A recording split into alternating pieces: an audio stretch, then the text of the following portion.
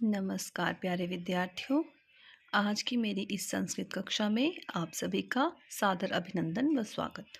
आज हम एकादशः पाठः मधुरवचनानि का अभ्यास कार्य करेंगे। तो हम अभ्यास कार्य पे चलते हैं। तो ये है हमारा अभ्यास कार्य। तो आज हम ये अभ्यास कार्य सीखेंगे। शुरू करते हैं। अभ्यास 1। एतानि वाक्यानि शुद्धानि अथवा अशुद्धानि इति वदन्तु लिखन्तु च।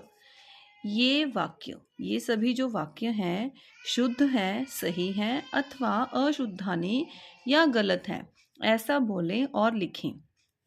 तो यहाँ पर मैं इस जो ऊपर इन्होंने यहाँ पर ये लाइन दी है, इसको मैं आपको अच्छे से समझा दूँ। कई बच्चे जो हैं, विद्यार्थी बहुत ज़्यादा वो कंफ्यूज हो जाते हैं कि यहाँ पर शुद्धानि और अशुद्धानि, और यहाँ भी शुद्धानि अशुद्धानि लिख देते हैं। तो यहाँ शुद्धम और अशुद्धम क्यों आएगा, ये मैं आपको बताती हूँ। इन्होंने बोला है ये सभी वाक्य गलत हैं या सही हैं, लेकिन हम ऐसे तो नहीं बताते कि ये सारे गलत हैं, ये सारे सही हैं। नहीं, हम एक एक वाक्य के बारे में बताते हैं। तो शुद्धानि और अशुद्धानि जो शब्द है, ये बहुवचन का शब्द है, बहुत सारे वाक्यों के लिए यूज़ हुआ है, लेकिन हम जो बताएंगे हम एक वाक्य के लिए प्रयोग करेंगे। तो एक वाक्य के लिए, तो इसलिए हम शुद्धम लिखते हैं, क्योंकि एक वाक्य में शुद्धम होता है, अशुद्धम होता है। ठीक है, तो शुद्धानि और अशुद्धानि नहीं लिखना। अगर आप ये शुद्धानि और अशुद्धानि लिखते थे या आपको नहीं पता था शुद्धम और अशुद्धम क्यों लिखते हैं, तो मैं आपको ये बता रही हूँ। तो चलिए शुरू करते हैं। मातृतुल्यम मधुरम तु त्रैलोक्ये अपि किंचन न अस्ति। मातृतुल्यम, माता के समान, मधुरम तु, मीठा तो, तीनों लोकों में अपि मतलब भी, किंचन न अस्ति कुछ नहीं है।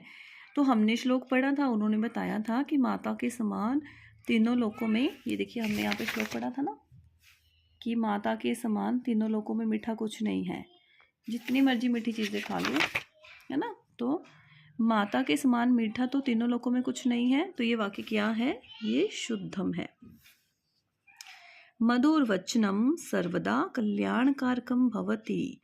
मीठे वचन हमेशा कल्याणकारी होते हैं, शुद्धम, ये भी सही है। परलोके धर्मः एव धनम भवति। परलोके, दूसरे लोक में, धर्म ही एव ही धनम भवति, धन होता है दूसरे लोक में। जब आपकी मृत्यु हो जाती है, मृत्यु के बाद कहते हैं ना परलोक में जाते हैं, तो उसको दूसरा लोक बोलते हैं। तो कहते हैं उसमें धर्म के किए हुए कार्य ही आपका धन होता है। आप ये पैसा, सोना, चांदी, हीरे मोती जवाहरात नहीं लेकर जाते। तो क्या ये वाक्य सही है, शुद्ध है? हाँ, शुद्धम। निद्रा सुख विनाशिका अस्ति। निद्रा क्या है, सुख का विनाश करती है। क्या निद्रा सुख का विनाश करती है? हमने तो श्लोक में पढ़ा था कि वो दुख का विनाश करती है, दुख को खत्म करती है, दुख को नष्ट करती है।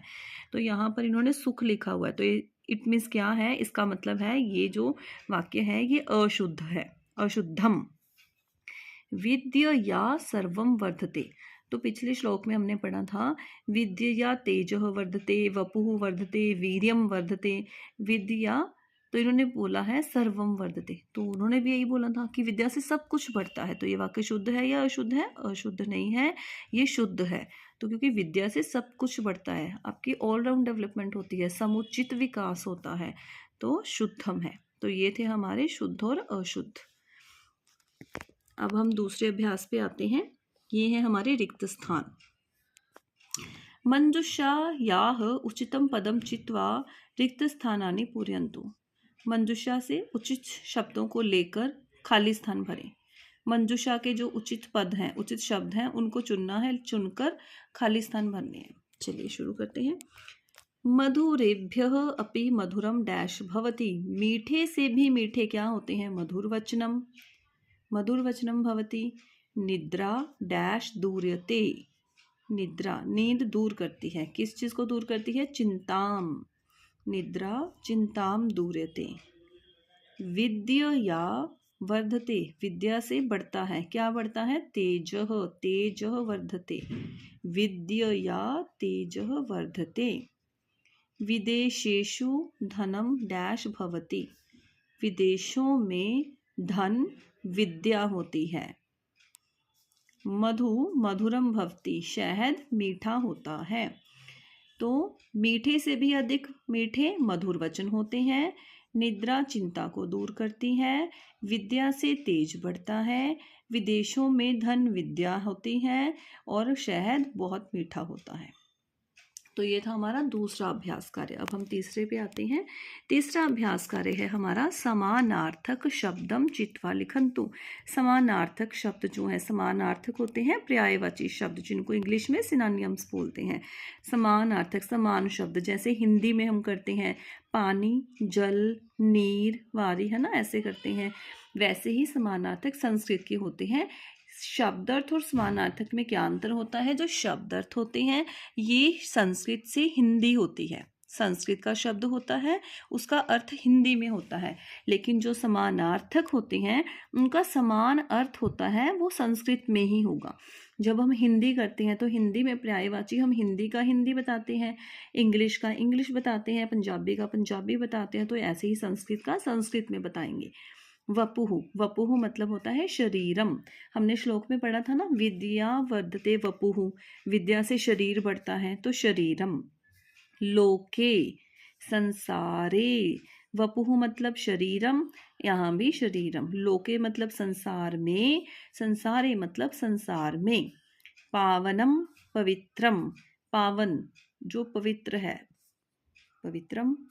व्यथाम, कष्टम, व्यथाम, ये देखो व्यथाम, यहाँ पे अर्थ क्या था इसका? पीड़ा, पीड़ा को व्यथाम, पेन है ना, तो पेन, जो पेन है उसको कष्ट भी बोलते हैं, तो कष्टम। व्यथाम कष्टम। मति ही बुद्धि, मति ही बुद्धि ही। यहाँ पे देखो मति ही, इसका हिंदी अर्थ है बुद्धि, लेकिन जब हम समानार्थक करते हैं तो बुद्धि ही विसर्ग लग जाती है। मति ही बुद्धि ही। तो ये थे हमारे समानार्थक शब्द। शरीर, संसार में, पवित्र, कष्ट और बुद्धि। और इनका यहाँ पे शरीरम, संसारे, पवित्रम, कष्टम, बुद्धि।